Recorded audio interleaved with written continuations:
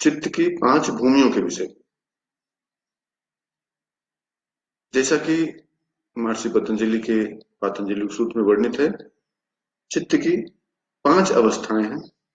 क्षिप्त, मूढ़, विक्षिप्त, एकाग्र और निरुद्ध। ये पांचों ही अवस्थाएं बेसिकली हमारी प्रकृति पर निर्भर करती हैं। जैसा कि आप जानते हैं, सांख्य दर्शन में भी चर्चा है,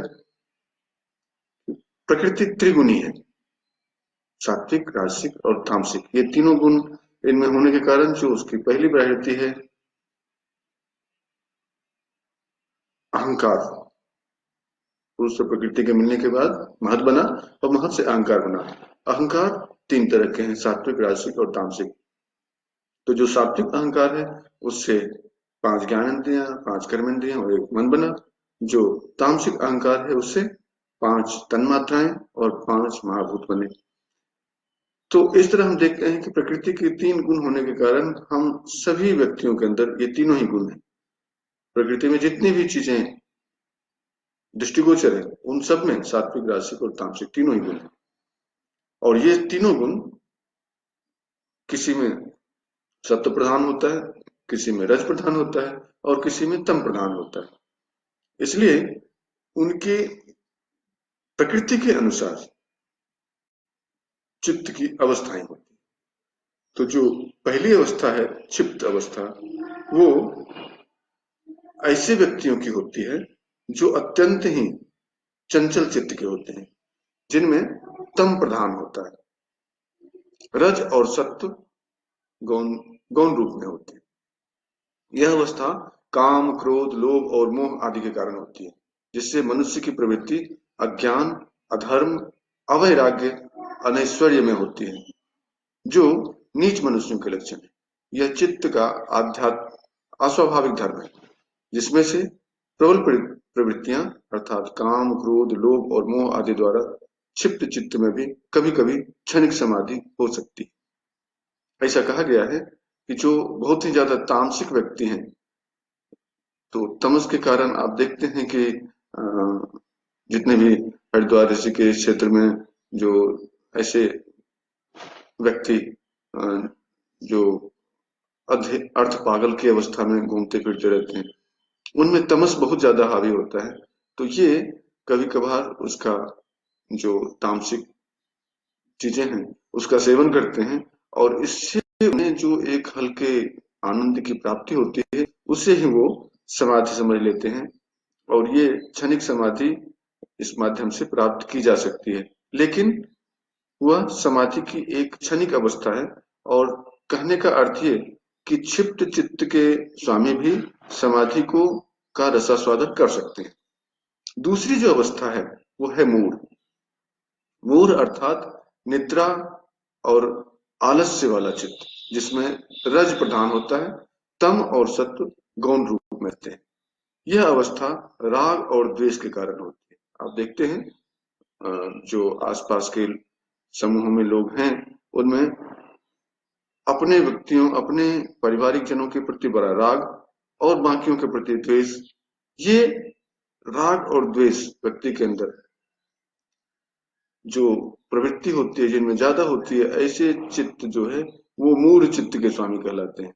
और इसमें कभी सत्व प्रधान हो जाता है, कभी तम प्रधान होता है, लेकिन रजोगुण की अधिकता होती है। और यह अवस्था राग द्वेष के कारण होती है, जिससे मनुष्य की प्रवृत्ति ज्ञान, अज्ञान, धर्म, अधर्म, वैराग्य, अवैराग्य, ऐश्वर्य और अनैश्वर्य में होती है। ये असंतुलित चित्त के लोग होते हैं, जिसमें कभी तो उनके अंदर सात्विकता आ जाती है, कभी तामसिकता आ जाती है, लेकिन मुख्य रूप से वो राजसिक होते हैं।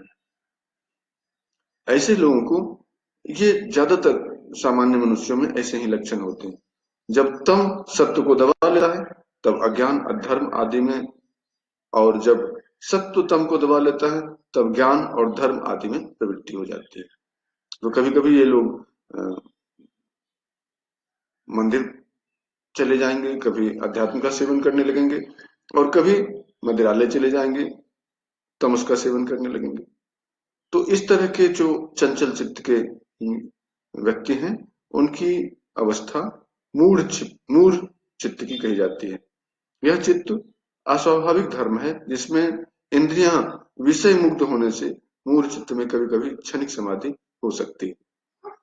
तीसरी जो अवस्था है चित्त की वो है विक्षिप्त, अर्थात कभी स्थिर और कभी चंचल, जिसमें सत्व प्रधान होता है, तम और रज ये गौण होते हैं। यह अवस्था अनासक्ति और निष्काम कर्म आदि के कारण होती है। जब व्यक्ति अपने आप को और चीजों से, मोह से, बंधन से मुक्त करने लग जाता है, तब ऐसी अवस्था प्राप्त होती है जिसमें मनुष्य की प्रवृत्ति ज्ञान, धर्म, वैराग्य और ऐश्वर्य में होती है, जो जिज्ञासुओं के लक्षण है। यह चित्त का अस्वाभाविक धर्म है जिसमें शास्त्र आदि के श्रवण मनन से विक्षिप्त चित्र में कभी कभी क्षणिक समाधि हो सकती है। अब चौथी अवस्था है वो एकाग्र की। एकाग्र अवस्था अर्थात एक अग्र, जिसमें सत्य प्रधान, तम और रज वृत्ति मात्र से रहते हैं, यानी तम और रज वो बिल्कुल दबा हुआ रहता है और सत्य गुण कुछ ज्यादा ही प्रधान होता है, यानी विक्षिप्त से ऊपर की अवस्था। यह अवस्था अपर वैराग्य के कारण होती है, जब बहुत ही ज्यादा वैराग्य व्यक्ति में आ जाए और इसमें मनुष्य को वस्तु का यथार्थ ज्ञान होता है। और योग ये जो है ये योगियों के लक्षण है, यानी सात्विक व्यक्तियों से भी थोड़े ऊंचे स्तर के लोग। और यह चित्त का स्वाभाविक धर्म है जिसमें अनुरूप वृत्तियों का प्रवाह से संप्रज्ञात समाधि अर्थात अपने को भूले हुए चित्त को इच्छित सात्विक विषय पर और दीर्घ समय तक स्थिर रखा जा सकता है।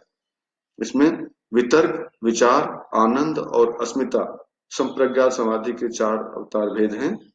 विवेक ख्याति एकाग्र चित्त और अंतिम अवस्था है जिसमें पुरुष और प्रकृति के भेद का साक्षात ज्ञान होता है।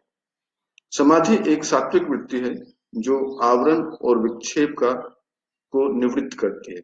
ऐसी अवस्था जब व्यक्ति को चित्त की प्राप्त होती है तब वह एकाग्र अवस्था कही जाती है। और अंतिम अवस्था है वो है निरुद्ध। निरुद्ध अर्थात गुणों को बाहर से परिणाम बंद और निरोध परिणाम संस्कार से चले जाते हैं। यह अवस्था पर वैराग्य के कारण होती है जिससे मनुष्य स्वरूप में स्थित हो जाता है, जो ऊंचे योगियों के लक्षण। इस शेष अवस्था में चित्त का विलीन होना अर्थात चित्त का सर्ववृत्ति रहित होना असंप्रज्ञात समाधि है, यानी सर्ववृत्ति के निरोध होने पर पुरुष सत्य रूप में स्थित हो जाता है। यानी यह जो अवस्था है वो सबसे श्रेष्ठ अवस्था है चित्त की, और इन 5वीं अवस्था को श्रेष्ठ योगी प्राप्त कर सकते हैं। तो ये 5 अवस्था आज हमने चर्चा की और इन चित्त के 5 अवस्थाओं को, 5 भूमियों को आज हम लोग ध्यान में रखेंगे। आज की चर्चा यहीं समाप्त करते हैं।